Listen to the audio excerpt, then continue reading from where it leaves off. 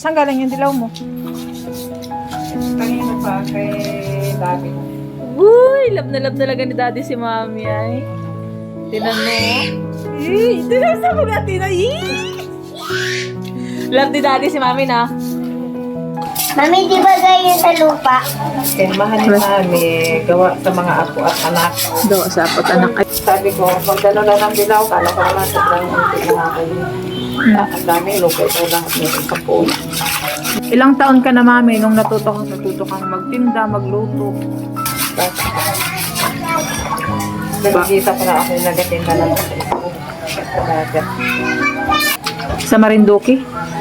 Marido ko ito yan. Pero dito ka na lumaki sa Mindoro. Dito na ako,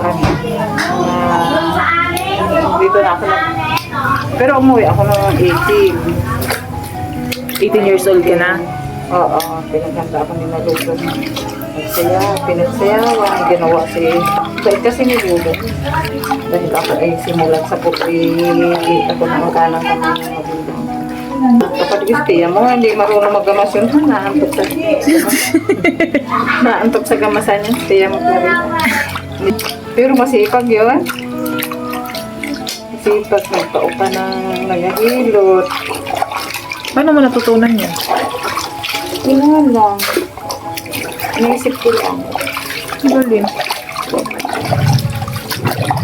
Dati kasi may nagatinda dito ng taga puting tubig.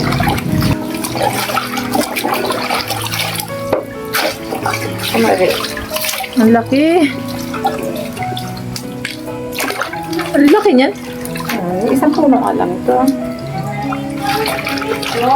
Hindi ka napapagod na magtinda. Kaya na yun. Nakasanayan na. Hanggang tanghali lang yun.